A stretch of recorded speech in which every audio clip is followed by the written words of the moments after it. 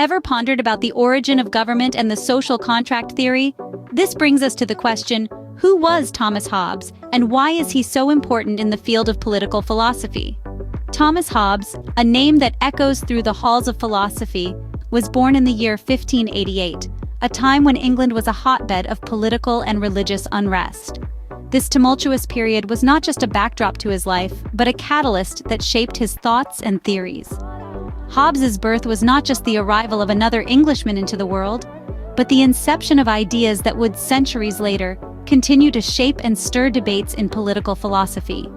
His ideas were like seeds, planted in the fertile ground of a society in upheaval, growing into a philosophy that would challenge the status quo and revolutionize political thought. His magnum opus, Leviathan, stands as a testament to his intellectual prowess. In this seminal work, Hobbes explores the nature of government, the social contract, and the relationship between the individual and the state. And like a true philosopher, he doesn't shy away from posing difficult questions about the human condition and our place in society. Hobbes's Leviathan is not just a book, but a mirror reflecting the chaos and disorder he witnessed during the English Civil War. It's a philosophical exploration of human nature, a journey into the heart of society, and a blueprint for a political structure designed to prevent the descent into anarchy. Hobbes's ideas were and still are potent and provocative. They challenge us to think about the nature of power, the role of government, and the delicate balance between individual freedom and societal order. His philosophy, rooted in his personal experiences and the turbulent times he lived in, provides a unique perspective on the social dynamics that underpin our modern world. So let's delve into the life of this influential thinker and explore how his experiences shaped his philosophy. From his birth during a time of unrest to his development of the social contract theory, we'll unravel the threads of Hobbes's life and ideas, exploring their impact on the world then and now. The world into which Hobbes was born was one fraught with tension and conflict. Thomas Hobbes arrived in 1588, at the cusp of some of the most tumultuous years in English history. Born prematurely when his mother heard news of the approaching Spanish Armada, Hobbes's life began amidst fear and uncertainty, a theme that would echo throughout his philosophical work. Raised in a small market town in Westport, England, Hobbes's early life was modest. His father, a disgraced vicar, abandoned the family when Hobbes was just a boy, leaving him and his siblings in the care of their uncle. Despite the hardships, Hobbes's intellectual prowess was evident early on, earning him a scholarship to Oxford University at the age of 15. The world beyond the university walls, however, was in disarray. The English Civil War was tearing the country apart, and Hobbes was a first-hand witness to the chaos and upheaval. He saw the destruction that could ensue when religious and political ideologies clashed, when societal order was disrupted, and when the authority of a central power was questioned. These experiences deeply influenced Hobbes's views on human nature and the necessity of a strong, centralized authority. He observed the ruthlessness of individuals when left to their own devices, the violence that ensued in the absence of law, and the fragility of social order in the face of conflict.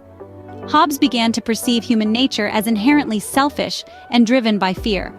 He saw society as a necessary construct to curb these natural tendencies and prevent the descent into what he would later describe as the state of nature, a condition characterized by constant conflict and a life that is solitary, poor, nasty, brutish, and short. These observations laid the foundation for Hobbes's political philosophy, a philosophy that argued for a strong, sovereign authority to maintain order and prevent societal collapse. Hobbes observed the turmoil around him and began formulating theories about human nature and government. In the midst of turmoil, Hobbes penned his seminal work, Leviathan. It was here that he delved into the heart of his political and social philosophy, painting a stark picture of human nature and the necessity of a strong authority to keep the peace. Hobbes asked us to imagine a state of nature, a hypothetical scenario where there is no organized society. In this scenario, he said, life would be solitary, poor, nasty, brutish, and short. This grim depiction reflects Hobbes's belief that humans, driven by self-preservation, would constantly be at odds, creating a state of perpetual conflict. But Hobbes didn't leave us in this state of chaos.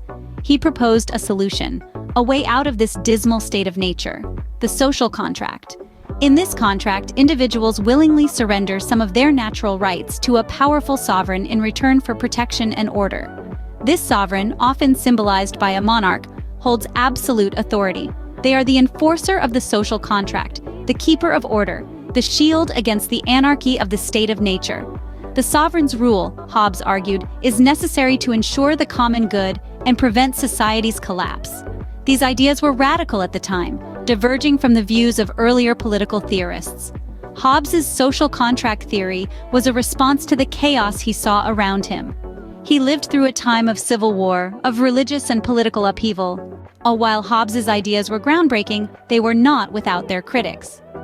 This is inescapably true, as his theories, particularly their absolutist implications, were met with considerable opposition.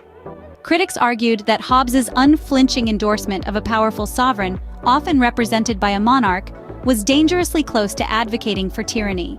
They feared that such a system would strip individuals of their rights and freedoms, leading to a society dominated by fear and coercion rather than consensus and cooperation. Additionally, some contemporaries and subsequent scholars found Hobbes's view of human nature overly pessimistic. They countered that his depiction of life in a state of nature as solitary, poor, nasty, brutish, and short was unduly harsh and failed to account for human capacity for empathy, altruism, and social cooperation. However, it is essential to remember that Hobbes's philosophy was not confined to the political realm. He also made significant contributions to other fields, showcasing the breadth of his intellectual pursuits. In ethics, for instance, Hobbes posited that moral obligations originate from the social contracts we form, a theory that continues to be influential in contemporary moral philosophy. In geometry, Hobbes attempted to square the circle, a problem that had puzzled mathematicians for centuries. Although his efforts were ultimately unsuccessful, they demonstrated his willingness to engage with complex mathematical problems, reflecting his belief in the power of reason and logic. In the field of history, Hobbes argued for a more scientific approach, emphasizing the importance of empirical evidence and chronology. His historical writings, though less known than his political works, offer valuable insights into his broader intellectual framework. Despite the criticism, Hobbes's influence on subsequent generations of philosophers and political thinkers is undeniable. His ideas continue to shape discussions on the nature of government, social contract, and the relationship between individuals and the state, solidifying his place in the canon of Western philosophy. His legacy, though marked by controversy, is a testament to the enduring relevance of his thought in our ongoing quest to understand the complexities of human society. Thomas Hobbes, a man of his time, became a timeless figure in political thought.